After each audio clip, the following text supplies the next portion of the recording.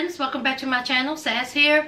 I'm here for the season finale recap of Life After Lockup.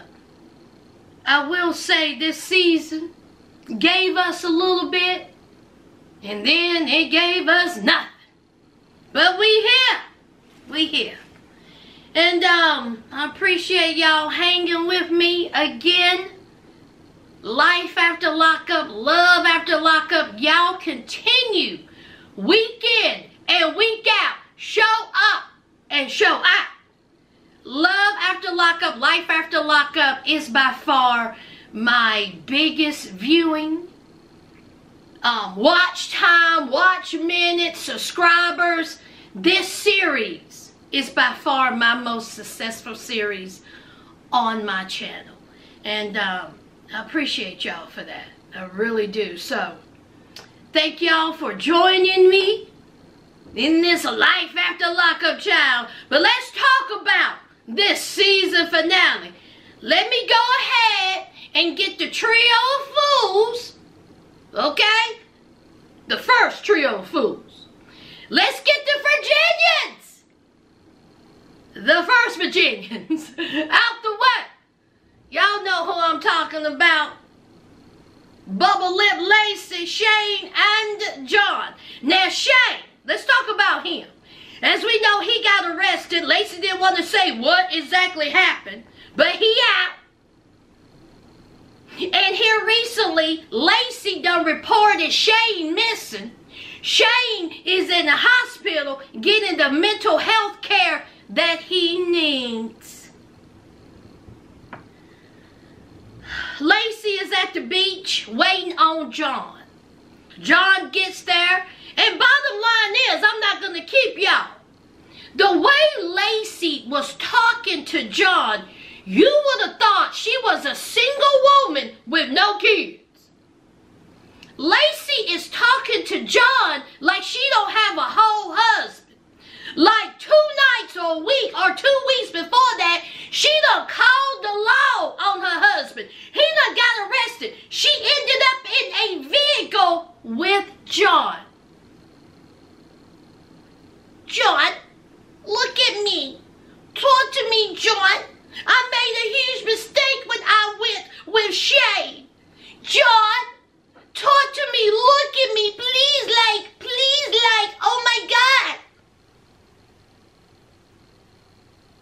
I want to be with you, John. Again, Lacey has a whole husband and the Brady Bunch children that Papa Lacey keeps watching while she out here gallivanting. So then there's John.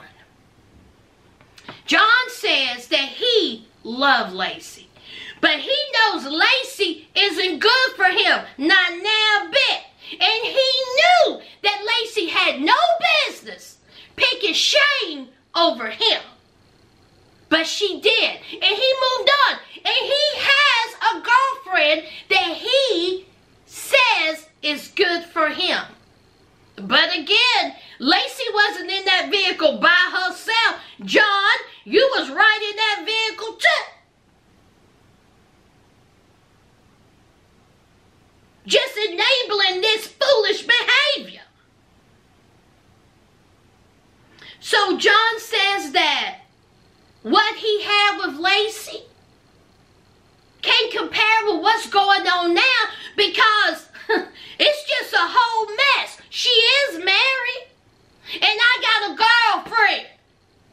So then John, he starts crying, snot flying, because I truly believe that John loves Lacey. It's always the bad girls. It's always the bad boys. But I think that he knows that if he goes down that road with Lacey, it's not going to end well. I think he knows that. And I think that's part of his tears. Yes, he loves her, but he also knows that what they had in the past was very toxic. And he also knows that she is standing in front of him. Lacey is literally begging for John to be with her. And you know what she kept saying during that conversation? Look at me. Look at me. Look at me. He could not look at her. So Lacey says, listen, is it over? Is it over? Because, see, we can go our separate ways right now. And so John, through his tears and mumbling and stuttering, child, he says, that's it. We can't do this anymore. I can't do this anymore. It's not good for either of us. And so John says that he out. That he is out. He can't do it. And so Lacey, she gets in her car. And she's a little bit confused about the situation. She just can't understand how John could turn her down. How you gonna turn down all this? And then she says she's gonna focus on her kids. You should. Meanwhile, there's Shane on camera trying to get inside of said house. He said he was gonna call the law to get inside the house. Shane, I wish you well, child. Please get the help that you need, honey. Get the help that you need. Lacey says that F Shane, F John. She's tired of both of them. She went home alone. Now then we get a follow-up. That says that Lacey and John are on again, off again. Of course they are. Life after lockup, love after lockup producers, don't bring him back. Please don't bring them back. They have ran its course. And another couple that has ran its course, please don't bring them back. Even though I like this couple, even though I think they are the most stable couple, even though I think they in it to win it, Latino Heat and Britney, please don't bring them back. So we started out this season with some scamming and some conning going on. Lacey done got involved. Britney done got involved with a group, some people, to try to open up a sober living facility, and we know how that worked out. But then that led to, on down the line, her real father contacting her and all this, to what we had last night, which was absolutely ridiculous, forced, and contrived. So stupid. Y'all remember Amanda, right? Britney's boo from prison. Amanda. The one that she's been wanting to sleep with ever since she done got out of prison.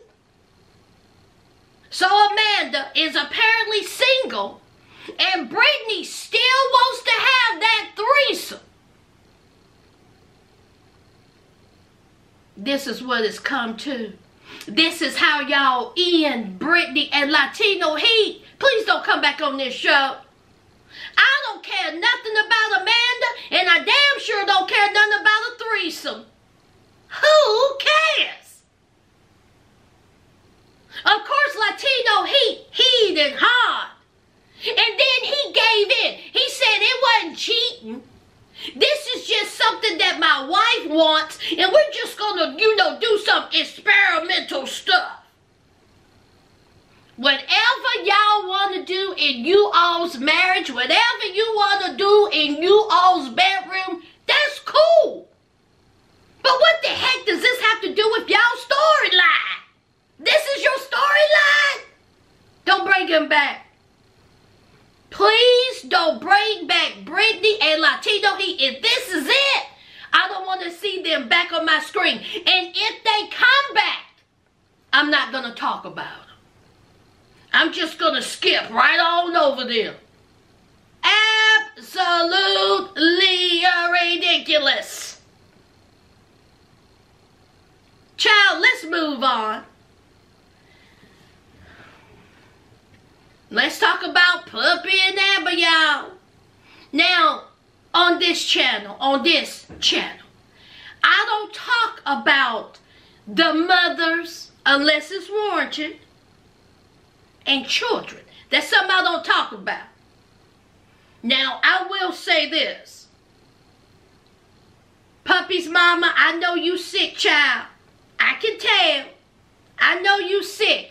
But Life After Lockup producers, y'all shady as F. I know y'all did not show the back of this woman's house.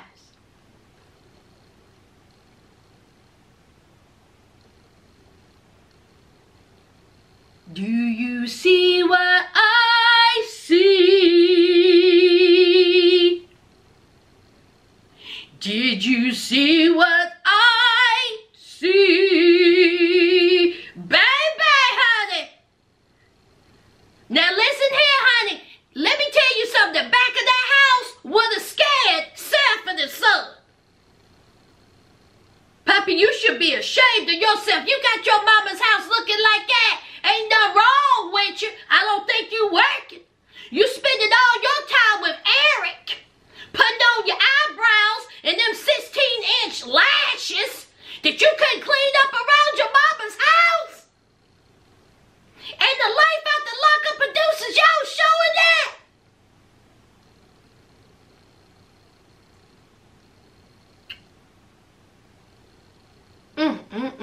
So Amber comes over. She says she hadn't heard anything and she worried. So Amber comes over.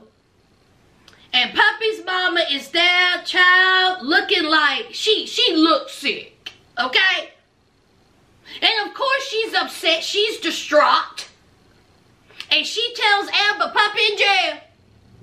Puppy is in jail. See, Puppy was on the run. Now, see, she was going to turn herself in, and she said, let me go ahead and go on past this good old jail, going 85 down a residential area. Eventually, she got caught. See, a police officer got behind her, pulled her over in daylight, in broad daylight, with a busted tail light. Really? So, a police officer pulls you over in broad daylight for a busted tail light. Is that right? See, that just seems kind of weird to me. Now, see, in my line of work, I have been around police officers for a long time. And I have yet to hear, I'm not saying that it's impossible, but I have yet to hear that an officer pulls over a vehicle in daylight for a busted tail light. Okay, well, it may happen in y'all's neck of the woods, in y'all's parts. In these parts, it ain't happening. So I guess that's what y'all doing. What's that? Marietta, Georgia, child. Amber, did you bust out that tail light? You can tell me, girl. You can tell me, girl. Girl, did you bust out your whole girl's tail light? I'm just asking.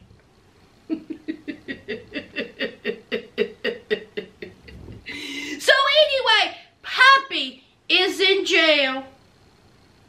Her mama was so upset.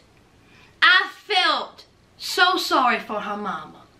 Here her mom is obviously ill. And here her daughter is in jail, not knowing when she's going to get out. It's just a mess.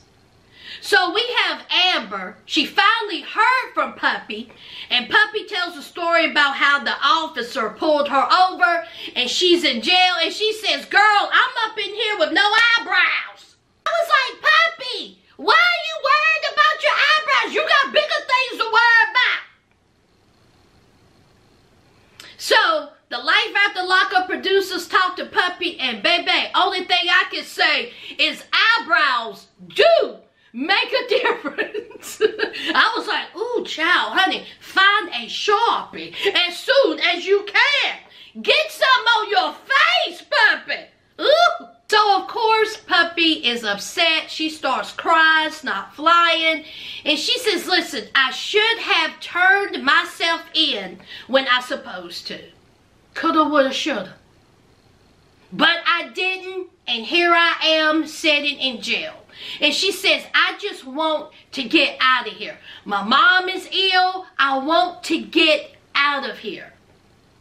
And she says she don't know how long it's going to be till she gets out. She said that she could get, 2 years. Who knows? And she was waiting to talk to her PO. I will say this. I bet you Puppy learned that lesson. Puppy, when a PO give you a residence, you stay there. Don't be going over to your boyfriend's house. Stay at your mama's house and clean it up. That's what you do. Then we find out that Puppy got out of jail a week later. Eric had planned to go to Las Vegas, and I think he went ahead to Las Vegas, and I think Puppy and Eric are, still together. So, Amber is still working. She's out of jail, and Amber seems like that she's doing okay. That's Puppy, and that's Amber. Let's move on. Short and sweet. Baby, let's talk about Senile Stan and Lisa. Lisa is going to the water, honey. Lisa is getting baptized. Is that right? Because, see, I fast forward through that part. Y'all let me know if Lisa got dunked in the holy water. Did she go get baptized? She done found the Lord. Y'all let me know down below because, again, I fast forward that. But see, I didn't fast forward Senile Stan because, see, Senile Stan showed me something. See, he done brought Tina in. See, him and Lisa over. It's done. Senile Stan had this woman come over to her house, and he just proceeded to lie to her, talking about she's the most beautiful grandmother he has ever seen. That's a whole lie. Tina looked like she done had a hard life, hard face. All this. All that gone, honey. You can parallel park in between them teeth. I said. But she seems nice enough. Now, see, I could talk about her because, see, she's not a recurring person on the cast. See, I don't know Tina. So then Senile Stan had the audacity to have this woman over, put a paper plate in front of her, and serve Lunchables. Now, I know you lied. Not Mr. Millionaire Senile Stan serving this woman Lunchables on a paper plate. And when I tell you that she didn't even have her own 89-cent Lunchable, Stan was giving her a piece of the pepperoni, salami, and ham. See now, Stan, I'm going to need for you to hop, skip, and jump straight to hell. That's what you do. You should be ashamed of yourself. And who is this Tina sitting there eating this?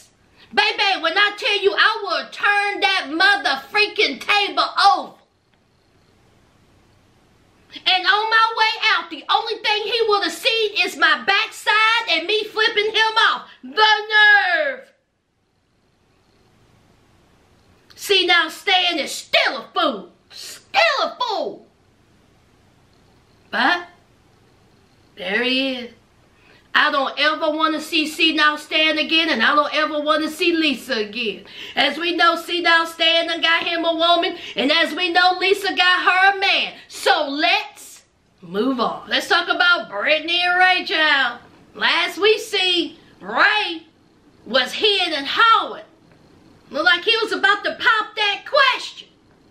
Britney was thinking that too, and her friends. But Ray did the okey-doke. Ray said, no. See, this ain't no Zell's ring. See, this is a promise ring.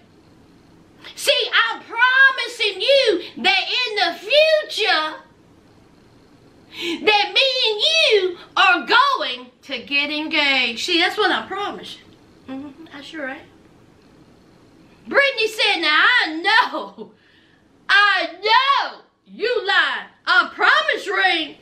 Excuse me, I didn't come all the way down here to Miami to get no promise ring. I didn't come all the way down here and get 25 bundles up in my head for a promise ring. I didn't come down here to squeeze into this little red dress to get a promise ring. And plus, I'm too old for a promise ring. I ain't 13, I ain't 16, I ain't 19. I'm a grown woman and I don't do no promise ring.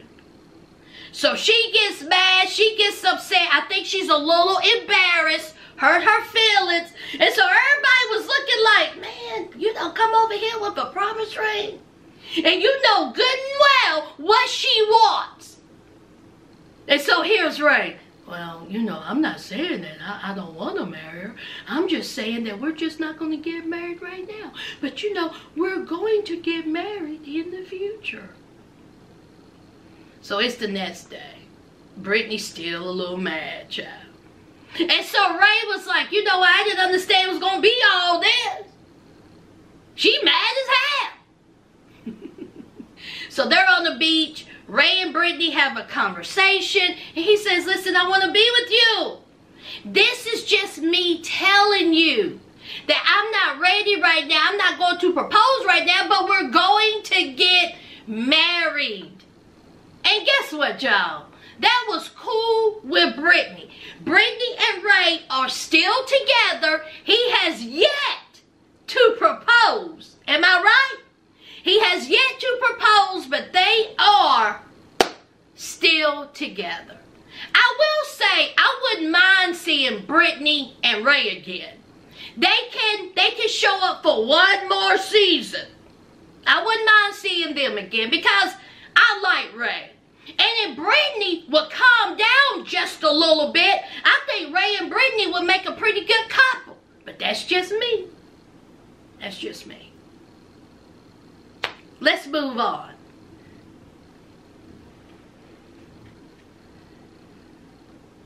Y'all got y'all snacks? Do y'all have y'all's drinks? Because see, we're going to talk about Slothface Sean and Sarah. Sean, as we know, is going to propose to Sarah.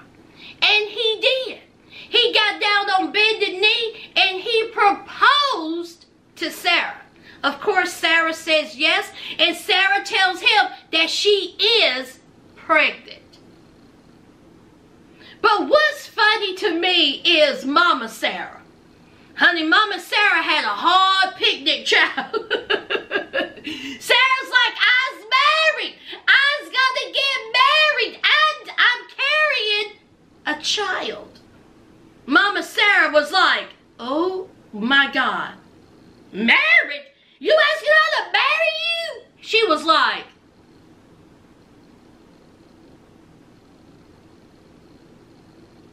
terrible idea. Because see, Mama Sarah knows that Shane ain't shit. Because see, Mama Sarah knows that Sean ain't shit.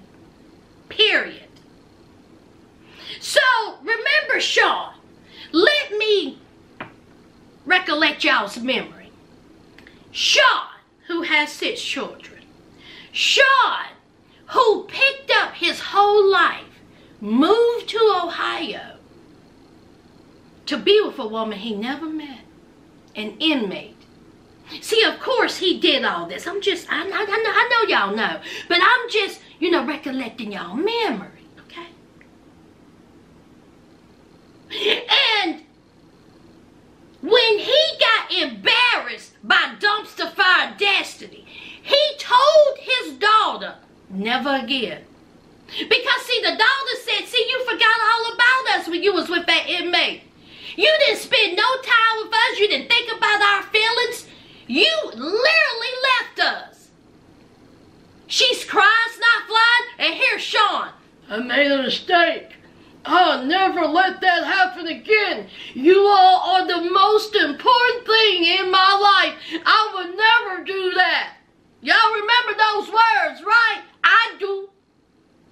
So let's fast forward. Sean laying in bed looking like his balls are stuck. to the inside of his thigh. Sean smells. I just have a feeling. Sean's breath smelled like fish and grits. I said it. So he's talking to Kelly. And he's telling Kelly that he's engaged. Kelly said, engaged? You're engaged? And he was like, yes. And he says, I want the kids to come out and meet Sarah. And so Kelly says, that ain't happening. See, that's not happening until I meet her. But Kelly, remember when you met Dumpster Fire Destiny? Remember how that went? I mean, Sarah is no Dumpster Fire Destiny. But you mean Sean's girlfriends. It just don't go well, girl. And so she says, this woman ain't going to be around my kids until I meet her. And so here is Sean. That's not fair. Those are my children. Those are my children. I should have a say. And if I want them to come out here to Ohio, they should be allowed to come out here in Ohio. Because that's my right. Sean, I'm going to need for you to bite hard on your tongue. See, the reason why I brought up the past is because when Sean said those fatal words, that's my right. Sean, sugar, you lost that. When you took your foolish looking self to Ohio, leaving your children. Because see, that's what you did. You left them. You want to put on this thing for Sarah that you have been the perfect father. That you have shown these kids of yours guidance, maturity. What it takes to be a father. See, it takes more than just throwing that money at them. You literally left them. Now, the question is the ages of these children. Now, I see it like this. If these kids, majority of them is over the age of 18, they can do whatever they want to. If they want to go see their sloth-faced father, let them. But the ones that are under 18, Absolutely right, Kelly. Absolutely right. You think I'm going to have my children going to Ohio? Whole states? Because you got a little horny in your pants? Absolutely not. And Sean got a nerve talking about he's the father. He has rights. You do have rights when you learn to be a father. And that's how I see it. And let me talk about you, Sarah. Let me talk about you.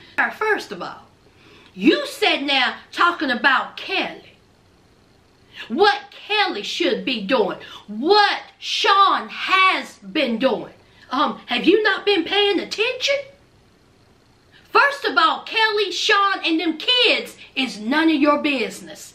Absolutely none of your business. And am I not correct, y'all? Didn't Sarah throw a whole fit when she found out that Sean lied to her several times? And then she's getting married, and then she's pregnant.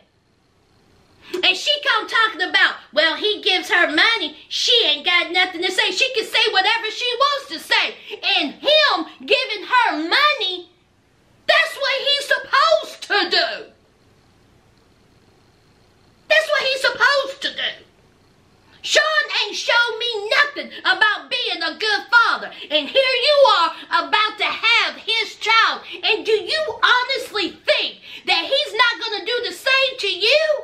Let's not forget, Sarah, he was talking to you and Dumpster Fire Destiny at the same time.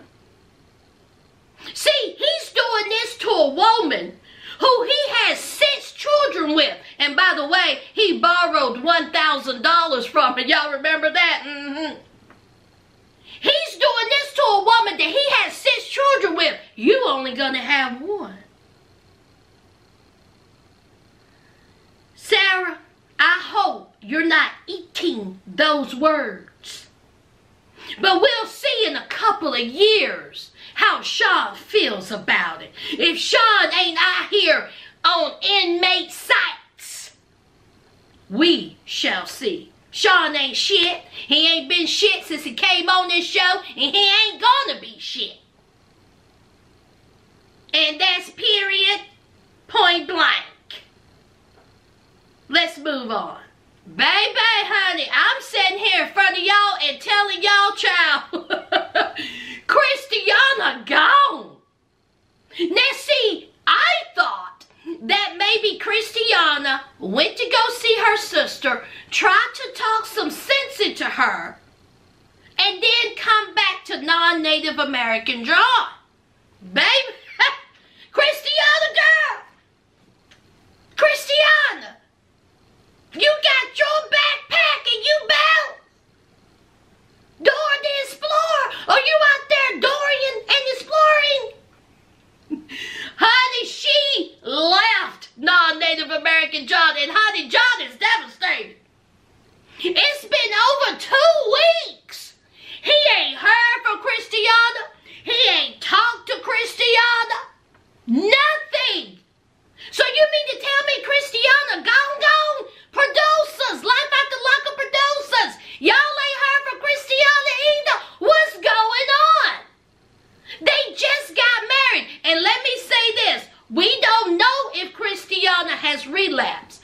But if Christiana has relapsed, I feel so bad for her son. Because she stood there and she promised her son that she was going to have a relationship with him. She's going to, stay clean and sober so they can have a relationship. Here her son is done showed up at the wedding. Oh boy, I tell you, demons. Demons, honey. It just takes over your life. So John is visibly upset. He's emotionally upset. So where does he go? He go and he meet up with his elder, Dances with Wolves. And of course they have to do a Native American ritual where John has to cut off his hair so he can cleanse himself. And he needs to burn that hair so it can go off into the ashes and everything can go. Baby, when I tell you Dances with Wolves got out that night and he started gnawing at John's hair, I said,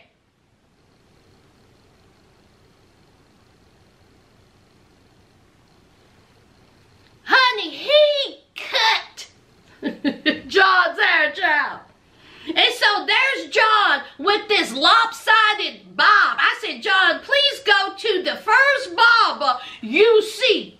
Now, instead of John just cutting his hair off, John kept that lopsided bob. I said,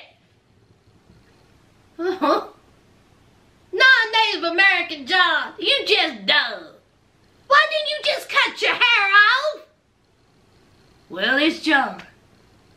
John says that he loved Christiana. But he also says that he will never, ever, ever, ever fall in love again. And he's damn sure ain't gonna never get married again. Because how many is this? 5? Or is it 4? He believes that Christiana has relapsed. My whole thing is, have you talked to Mama Christiana? Have you tried to reach out to her? Because, see, he was blaming Christiana's co-worker. He thought maybe her hanging out with Christiana's co-worker, the co-worker was a bad influence, and that's why she relapsed. Child, I don't know, honey. Where is Christiana? John? It was nice knowing you, but I don't want to see your ass back on this show either. Let's move on. Last and certainly least, child. Y'all know who we gonna talk about. The trio of fools, the Virginians. Number 2, we're gonna talk about Dante. See, I got it right this time. I said Dante. This whole season, Dante done came up on this screen, cutting a shine, embarrassing himself, everybody that he loves, for a woman named Nicole, who still didn't give him no boom boom.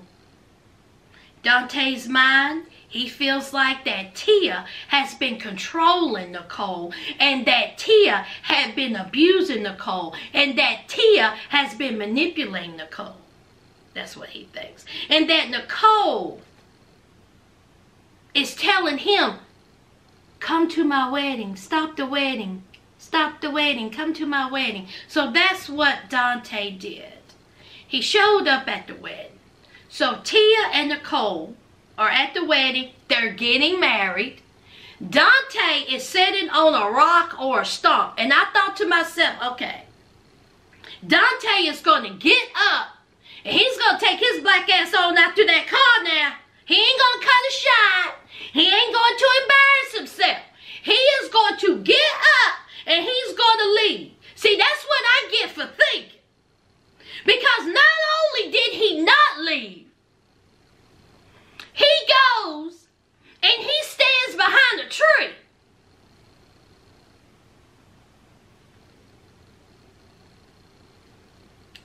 So the wedding is over. They're walking down the little pathway. Here is Tia. Here is Nicole. And Dante come around the tree and say, well, I guess congratulations.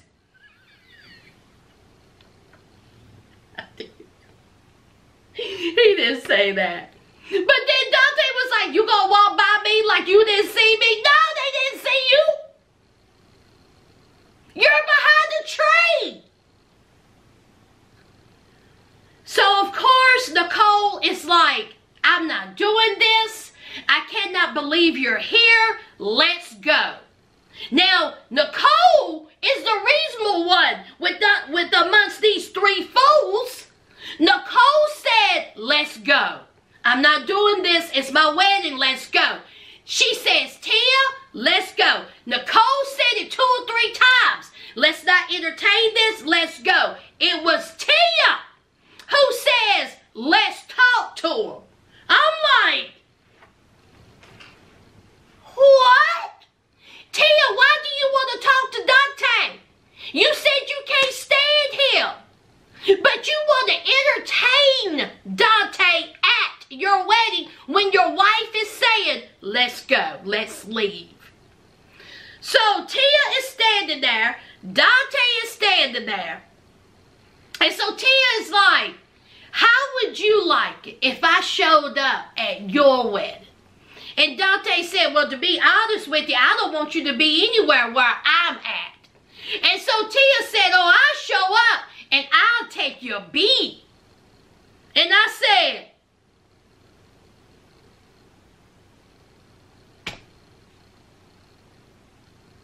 so Dante is standing there. Tia lunges towards Dante. Now, I have said a whole lot about Dante. I have said a whole lot. But at this moment, I'm proud of Dante. I'm proud of you, Dante. You didn't bust Tia in her mouth when she tried to swing on you. I said, Tia, if you don't go somewhere and sit down, what are you doing? Trying to swing on a man who was in the military. So Dante is just trying to get her back. Like he's trying to like push her down. He didn't swing on her. He didn't punch her. Which he could have. But he didn't. He did. He said, Mama Dante taught him, don't be hitting on no woman. Good for you. So, here is Dante and Tia fussing with each other. Tia on the ground. The producers done stepped in. Nicole is crying, screaming, not flying. She done ran into the car, child. Her mama's trying to hold the dress. It was a mess. Now, Dante, I salute you for not busting Tia in the face. But see, Dante, you had no business being there. You had no business whatsoever being there. Whatsoever. Now, you gave us good TV. I enjoy you, Dante. I have told you this. I really enjoy you. And I think you're a good dude. But, baby, you need to stop this. So, Tia, Nicole, they done moved on. They are married. They are happy. And guess what, y'all? They want to have a baby. I don't ever want to see these two again gracing my screen. Now, Dante, let's go on to you. Dante, you said in your car with the 3 hubcaps, now you said that you are going to make better decisions when it comes to women. You said that. Why is it that you are getting a call from a correctional facility? Why is that? But see, the cat is out of the bag if it's true. Word on the curb is that you are seeing or talking to Lindsay. Dante, of all people, Lindsay!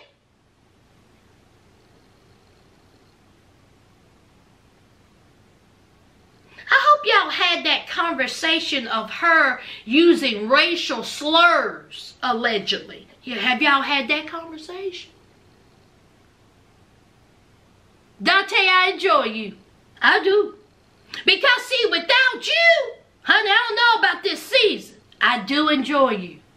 And you grown. You can do whatever you want to do. But Lindsay is going to give you a run for your money. You best believe. And guess what? I'm here for it. Dante, call me. Call me, Dante. Call me. We'll talk. Virginian to Virginia. See, Newport News, Virginia Beach is just up the road for me. Call me. Honey, we'll have a good little time. You can show me around. Show me Virginia Beach. See, I've been there several times. We can grab something to eat. We can talk.